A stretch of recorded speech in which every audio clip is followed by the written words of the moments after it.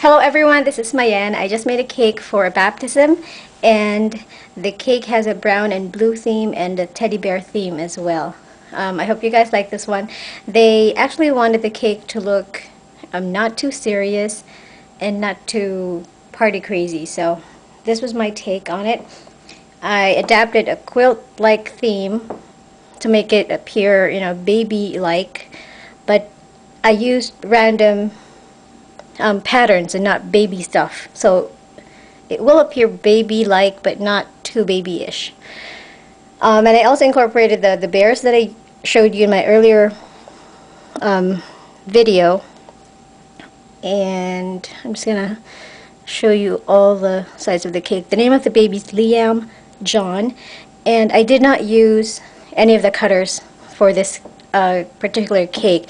These are actually stamped on, and I used luster dust to make the letters pop out. I'm just going to show you the back of the cake.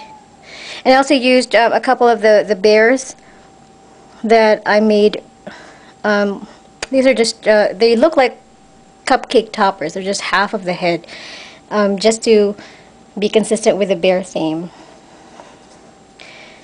And, as you can see, when you make patterns like this, like alternate blue and browns, sometimes it's not going to be exact. Like at the back of the cake, you're going to end up with something like this if the number of squares are not exact, and same as the one for the top tier. But, don't get too depressed about it. That's what I tell myself. I try to tell myself. Because, well, there's always the back of the cake. And I think that the front of the cake is more important. And it cannot always be perfect all the time. I also used a button, a clean one, a button that's never been used, to make impressions on some fondant circles, to make them appear like buttons. On the top, and I haven't glued my figures here yet, on the top I also incorporated the same quilt-like feel on an actual kind of a blankie type here,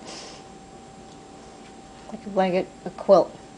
And these are actually fondant or gum paste boots that I thought of making, kind of late while making this cake. So it wasn't something that I could order online and get the next day.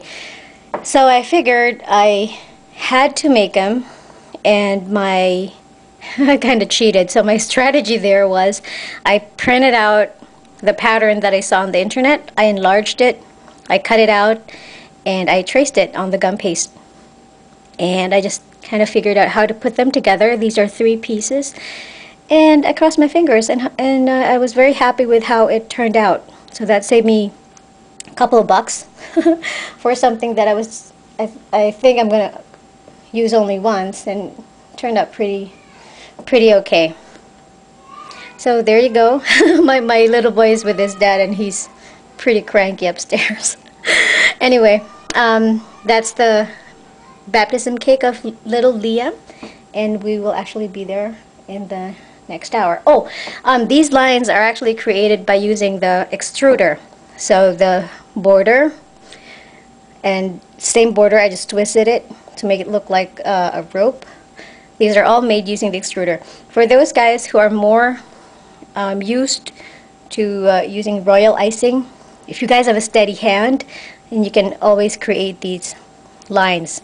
And I think probably in the future that's something I wanted to try.